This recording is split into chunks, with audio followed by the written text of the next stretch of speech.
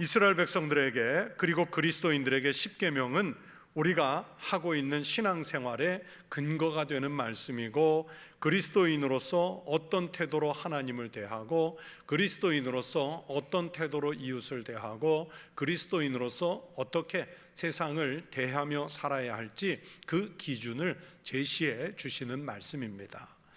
유대인들에게는 수백 가지나 되는 그 율법의 모든 근거를 제공해 주시는 말씀이 바로 십계명이기도 합니다. 십계명은요, 인간이 국가나 사회를 구성하기 위해서 만들어낸 제정한 법률이 아닙니다. 당시에 출애굽하던 이스라엘 백성들에게 국회가 있다든지 사법부가 있다든지 아니면 또 다른 입법부가 있어서 이렇게 살아야 한다 하고 법을 만들어서 기준을 제시한 것이 아닙니다. 오늘 본문 1절을 보세요. 하나님이 이 모든 말씀으로 말씀하여 이르시되, 즉 이 십계명의 말씀은 하나님이 말씀하셨고 하나님께서 이 법을 제정하셨다 하는 것을 분명하게 선언을 하고 있습니다. 사람의 법이 아니라 하나님의 법이라는 것을 천명한 말씀이지요.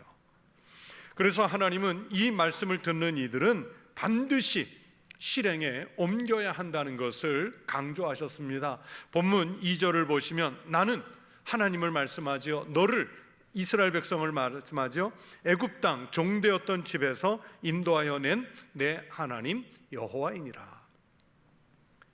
이 법을 만드신 하나님은 구원의 역사를 생각만 하고 계신 분이 아니라, 알고 계셨던 것만이 아니라 그 구원의 역사를 실행에 옮기신 분이라는 뜻입니다. 그렇기 때문에 하나님이 실천하시는 하나님이신 것처럼 이 율법의 말씀을 듣는 우리도 실천에 옮기라고 명령하시고 있습니다. 그러니까 이 말씀을 읽고 듣는 사람은 실행에 옮기기 위해서 최선을 다해야 합니다. 십계명을 보면요, 제1계명부터 4계명까지는 하나님과의 관계에 대한 말씀이고, 제5계명부터 10계명까지는 이웃과의 관계에 대한 말씀입니다. 우리 예수님은 이 십계명을 사랑과 관련지어서 말씀하셨습니다. 마태복음 22장 35절 이하의 말씀을 보면 한 율법사가 예수님을 곤경에 빠뜨리기 위해서 시험에서 질문을 하는 말씀이 있습니다. 그 중에 한 율법사가 예수님을 시험하여 묻되, 선생님, 율법 중에서 어느 계명이 크니까? 이 사람이 묻는 질문은요, 십계명 중에서 어느 계명이 가장 중요한 계명이냐, 이것을 묻는 거예요. 예수님은 이 질문을 받고 십계명을 두 가지의 내용으로 정리하셨습니다. 주 너의 하나님을 사랑하라 하는 것이 첫째 되는 계명이고, 내 이웃을 내 자신같이 사랑하라 하는 것이 바로 둘째 계명이라고 말씀하셨습니다. 다시 말하면 계명의 가지수는 많은 것 같아도 결국에는 하나님을 사랑하라는 말씀이고 사람을 사랑하는 말씀으로 요약될 수 있다는 거지요. 여러분 생각해 보세요. 하나님을 사랑하는 사람이 당연히 제1계명부터 4계명까지를 지키겠지요. 하나님을 사랑한다고 하면서 이 계명을 거역할 사람이 없습니다. 또 사람을 사랑하고 이웃을 사랑하는 사람이 부모에게 불효하고 살인을 하고 간음하고 도둑질하고 이웃을 해코지하려고 거짓말을 하고 이웃의 소유를 탐내겠습니까? 사람을 사랑하고 이웃을 사랑하는 하나님의 백성은 당연히 그런 죄를 짓지 않습니다. 그래서 예수님은 하나님을 사랑하라는 말씀과 이웃을 사랑하라 하는 이 말씀 속에 모든 계명이 다 들어있다고 정리해 주신 것이었습니다. 아마 제가 10주간 동안 10계명의 말씀을 연구하고 해석해서 여러분에게 선포하는 말씀도 결국 그 틀 안에서 말씀을 드리게 될 것입니다. 오늘은 그 가운데 첫 번째 계명의 말씀을 드리려고 합니다. 본문 3절의 말씀입니다. 너는 나 외에는 다른 신들을 내게 두지 말라. 하나님의 백성과 하나님의 백성이 아닌 사람을 확실하게 구분짓는 기준이 무엇이겠습니까? 하나님은 십계명이 바로 그 기준이라는 것을 말씀해 주시는 것입니다. 하나님은 하나님의 백성들이 거룩하도록 종종 명령하시죠. 너는 이스라엘 자손의 온 회중에게 말하여 이르라. 너희는 거룩하라. 이는 나 여호와 너희 하나님이 거룩함이니라. 하나님이 거룩하신 것처럼 우리도 같이 거룩해야 하는데 어떻게 우리가 하나님을 닮아서 감히 거룩해질 수 있겠습니까? 바로 이 계명들을 준수하는 여부에 달려 있습니다. 이스라엘이 십계명을 받을 때의 상황은 매우 엄중했습니다. 430년 동안 애굽 생활을 해왔고요, 노예 생활에 익숙하다가 갑자기 하나님의 인도하심으로 광야에 나서게 됐고, 아직 광야 생활에 적응한 것도 아니고, 그들이 나오기는 했지만 제대로 조직을 갖춘 것도 아니고, 군사훈련이 제대로 돼 있는 상태가 아니었습니다. 지금 당장에 의지할 수 있는 곳은 오직 유일하게 하나님 한 분밖에 없었습니다. 그래서 하나님이 말씀하시면 두렵고 떨리는 마음으로 그 말씀을 받았습니다. 그것은 우리도 마찬가지입니다. 우리가 여러 번 읽어서 익히 아는 성경 구절들이니까 나 그 말씀 알아, 그러면서 단순하게 쉽게 받아들이려고 해서는 안 됩니다. 이스라엘 백성들이 그랬던 것처럼 우리도 이 교회라고 하는 신의 산 아래에서 두렵고 떨리는 마음으로 이 말씀을 받아야 하고, 또 받은 말씀을 실행에 옮겨야 합니다. 그런데 사실은, 그리고 안타까운 것은 우리가 이 율법의 말씀을 제대로 지키기가 쉽지 않다는 것입니다. 이것을 다 지켜야 구원을 받을 수 있다 하는 것이 바로 율법의 핵심 사상인데, 이것을 다 지킬 수 있는 능력이 우리에게는 없다는 말입니다. 사도 바울은 이 율법을 완벽하게 지켜서 의인이 된 사람은 하나도 없다고 말씀하시잖아요. 우리가 율법을 지킬 수 없기 때문에 하나님은 예수님을 보내주셨고, 예수 그리스도의 복음을 믿는 그 믿음으로 살도록 우리에게 은혜를 주신 것입니다. 예수님 이전에는 율법이라는 이 계명을 지켜서 구원에 이르도록 하였습니다. 그러나 이제는 예수님을 믿음으로 구원을 받은 성도가 그 구원을 받은 주님의 은혜에 감사해서 율법을 지키는 삶을 사는 거예요. 다시 말하면 율법이라고 하는 것이 구원의 도구가 아니라 구원을 받은 사람이 그 구원의 결과로 은혜에 감사하며 사는 것이 율법이라는 뜻입니다. 율법을 지켜서 구원받는 것은 불가능합니다.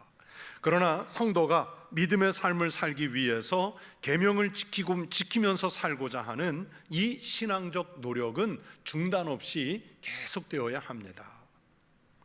하나님이 우리가 제대로 지키지도 못할 율법을 왜 주셨을까요? 그것은 하나님의 백성들이 살아가는 사회적 질서를 유지하기 위해서입니다. 그리고 무엇이 죄인지, 그리고 무엇이 의인지 이것을 구별하는 장치로서 율법을 주신 거예요. 하나님 나라의 백성으로서 마땅히 지키고 살아야 할 원리를 가르치시기 위해서 이 계명들을 주셨습니다. 우리가 그리스도인으로서, 교인으로서 제대로 살려고 하면 이 계명을 실천하는 삶이 수반되어야 합니다. 그래야 교회의 질서가 잡히고 우리가 죄악에서 벗어난 의로운 삶을 살아갈 수 있게 만들어지는 겁니다. 그 제시하는 거룩한 구별의 첫 번째 계명이 바로 너는 나 외에는 다른 신들을 내게 두지 말라. 하나님 외에는 다른 신들을 두지 말라는 거예요. 성경은 반복해서 아주 많이 우리 하나님 여호와는 한 분이시라는 것을 강조하죠. 사도 베드로도 선언했습니다. 다른 이로서는 구원을 받을 수 없나니 천하 사람 중에 구원을 받을 만한 다른 이름을 우리에게 주신 일이 없음이라 하였더라. 오직 예수의 이름, 오직 하나님의 은혜가 아니면 다른 방법으로, 다른 신의 이름으로 구원을 받을 수 없다는 것을 명백하게, 정말 분명하게 말씀해 주셨습니다. 저희 목회자들이 신학교에서 신학을 공부하다 보면 종교다원주의라는 것을 배웁니다. 현대 신학에 등장하는 이론인데 이 종교다원주의를 주장하는 학자들은요, 오직 예수님 이름으로만 구원을 받는 것이 아니라고 그럽니다. 예를 들어서 등산으로 쉽게 설명을 하는데, 초보 등산가는 한 길로 올라가지만 노련한 등산가는 동쪽의 길로, 서쪽의 길로, 남쪽의 길로, 북쪽의 길로, 그냥 다양한 길로 정상에 올라갈 수 있다는 거예요. 그렇게 산에 올라가는 길이 여러 갈래 다양한 것처럼 구원이라고 하는 그 산에 오르는 것도 어떤 사람은 예수를 믿음으로써 구원을 받고, 어떤 사람은 불교를 믿어서 구원을 받고, 어떤 사람은 이슬람교를 믿어서 구원을 받고, 또 심지어 어떤 사람은 무당을 믿어서 구원을 받을 수 있다, 무속신앙을 믿어서 구원을 받을 수 있다, 그렇게 말해요. 그런데요, 그들은 구원이라고 하는 것이 우리가 등산처럼 자기가 스스로 노력해서, 자기가 무슨 돌을 닦아서 자기 스스로 올라가서 받는 것이 아니라, 하나님이 사람의 몸을 입고 우리에게 친히 내려오셔서 우리를 십자가라는 그 구원의 통로로 우리를 믿음으로 구원하신 것이라는 것을 깨닫지 못하기 때문에 인간 스스로의 노력으로 구원에 이를 수 있다는 것을 착각으로 주장하는 겁니다. 이 종교다원주의자들은, 즉 다양한 신들을 다 구원할 수 있는 신으로 인정하는 이 사람들은 예수님처럼 남을 위해서 희생하는 사람이라면 그 사람이 곧 그리스도라고 주장을 해요. 그래서 우리나라 민중신학자들 중에서는 동학혁명을 이끌었던 녹두장군 전봉준도 그리스도고, 또 노동자들을 위해서 희생한 전태일 씨도 그리스도라는 거예요. 남미의 해방신학자들, 그 가운데는 공산주의 혁명을 이끌었던 체 게바라 같은 사람이 그리스도라고 주장을 해요. 여러분, 과연 그럴까요? 이런 주장을 신학을 모르는 평신도들이나 불신자들이 하는 것이 아니라, 말씀드린 대로 그리스도인이라는 사람들 중에서도 신학자나 목회자 중에 그렇게 주장을 하고, 캐톨릭은 아예 교리로 받아들였고, 또 우리 장로교 같은 데서도 진보적인 학자들, 또 진보적인 교단은 이것을 받아들이고 있어요. 그러면 선교나 전도가 왜 필요합니까? 종교다원주의자들은 선교나 전도는 꼭 예수 이름을 전하려 하는 것이 목적이 아니라 착하게 살라고 전하는 것이고, 자기 종교를 열심히 믿으라고 독려하기 위해서 선교도 하고 전도도 한다고 주장을 합니다. 이것은요, 성경을 완전히 배격하는 아주 가당치 않은 신학 이론입니다. 우리는 성경이 가르치시는 대로 하나님을 이해하고 하나님을 시인하고 신앙을 고백해야 합니다. 하나님 외에 다른 신은 없다 선언을 해야 하고, 예수 그리스도 이름 외에 다른 이름으로는 구원을 받을 수 없다 하는 것이 아주 확실한 우리의 신앙 고백이어야 할 줄로 믿습니다. 여러분, 이렇게 분명한 사실을 이스라엘 백성들은 이미 알고 있을 터인데, 왜 하나님은 십계명의 첫 번째 계명으로 너는 나 외에는 다른 신들을 내게 두지 말라 말씀하셨을까요? 미래를 내다보신 거예요. 이제 이스라엘 백성들이 광야 생활을 마치고 가나안 땅에 들어가면 그들을 맞이할 게 뭐가 있냐면, 온갖 잡신들이, 화려하게 치장한 신들이 이스라엘 백성들 앞을 기다리고 있을 거예요. 성경에 등장하는 신만 해도 바알신, 그모스신, 아세라신, 또는 밀곰신, 1월 성신을 섬기는 신들이 그들을 기다리고 있습니다.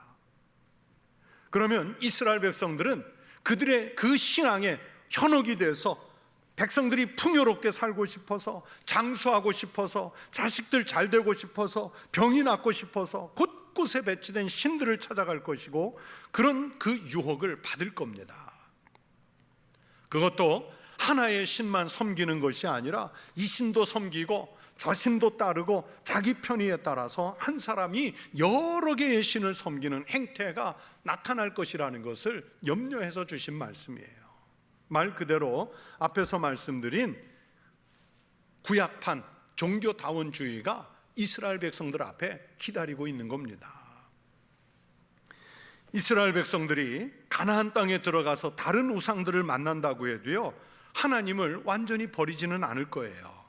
하나님을 믿는 여호와 신앙은 여호와 신앙대로 갖고 거기에다가 다른 신을 추가해서 믿으려고 하는 그 문제를 경계하는 거예요. 여러분, 교회에 열심히 다닌다고 하는 사람들 중에도요, 보세요, 점집에 다니는 사람이 의외로 많아요. 심지어 굿을 하는 집들도 있어요.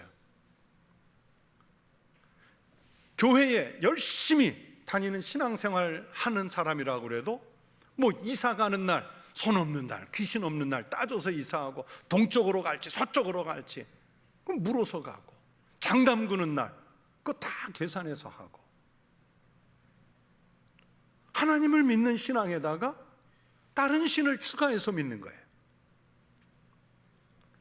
오늘 본문 3절에서 나 외에는 이라는 말의 히브리어 원뜻은 내 면전에서 나 외에 추가해서 이런 뜻입니다. 그러니까 하나님 외에 다른 신앙을, 다른 신을 추가로 더 받아들이지 말라는 뜻입니다. 그래서 하나님은 미리 너희들을 애굽에서 인도하여 내니가 하나님 여호와시라는 것을 선언하고 하나님 외에 다른 신들을 곁에 두지 말라고 못을 박아 두시려는 의도로 이 계명을 주시는 거예요. 가나안 땅에 있는 온갖 신들의 유혹에 빠지지 않도록 확실하게 말씀해 두시려는 의도입니다. 종교개혁자 칼뱅은 성경은 안경이다 라는 말을 했습니다.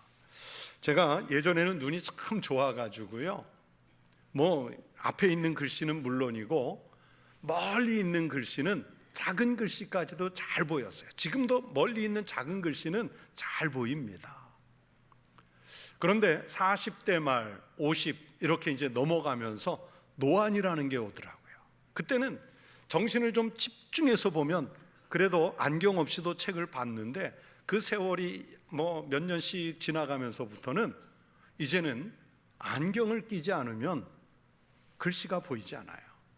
컴퓨터 모니터가 보이질 않아요. 그러다가 안경을 탁 쓰면 이제 책의 글씨가, 컴퓨터 모니터 글씨가 선명하게 보이죠. 우리가 하나님을 아는 것은 어떤 형상을 보아서 아는 것도 아니고 하늘에 절한다고 해서 하나님이 보이는 것이 아닙니다. 어쩌면 우리가 신앙생활 잘한다고 하지만 하나님이 희미하게 보일 수 있어요. 그런데 성경을 통해서 우리가 하나님을 확실하게 볼 수 있어요. 그래서 칼뱅은 안경이다 그런 거예요. 이 안경과 같은 성경을 통해서 하나님의 바른 뜻을 우리가 읽을 수 있습니다. 그 성경이 하나님은 한 분이시라고, 오직 예수의 이름만이 우리를 구원하시는 길이라고 말씀하시기 때문에 가장 분명한 말씀이에요. 너는 나 외에는 다른 신들을 내게 두지 말라. 이 말씀은 우리 삶의 목적이 꼭 하나님이셔야 한다는 것을 선언하는 말씀입니다. 우리 인생의 모든 길에서 제1의 목적, 그리고 최고의 목적은 하나님이어야 합니다. 어떤 상황이나 형편에서도 일관되게 하나님만을 사랑해야 한다는 말씀입니다. 우리가 동원할 수 있는 모든 힘을 다해서 하나님께만 영광을 돌려야 한다는 말씀입니다.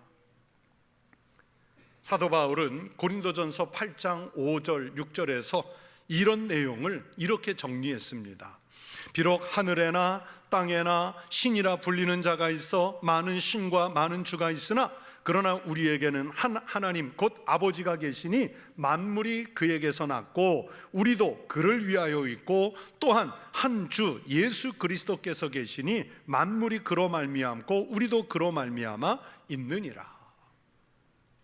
다른 신들을 섬기는 사람 보세요. 하늘에나 이 땅 위에 신이라고 자처하는 것들이 많지요. 하늘 자체가 신이고 별들이 신이고 하늘을 나는 그 새들이 신이고 이 땅에는 산이 신이고 바다가 신이고 거기에 사는 생물들이 신이고 나무가 신이고 또는 돌이 신이지 않습니까? 사람들 중에는 자기가 주님이라고 주장하는 이들이 많아요. 그런 것들은 여러분 신도 아니고 주님도 아닙니다.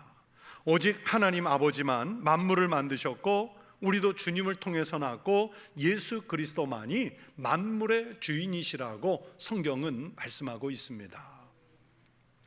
그래서 우리가 살아야 할 모든 삶의 원리는 하나님 말씀뿐인 줄로 믿습니다. 세상 철학이나 원리를 따라서는 안 됩니다. 하나님의 말씀대로 사는 것이 바로 첫 번째 계명을 잘 지키고 사는 것입니다.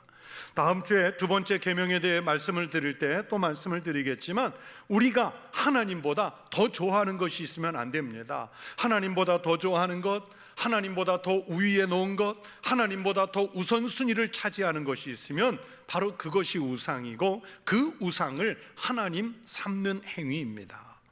우리 마음속에 하나님보다 더 중요하게 생각하는 것이 있으면 여러분 그것이 바로 두 주인을 섬기는 것입니다.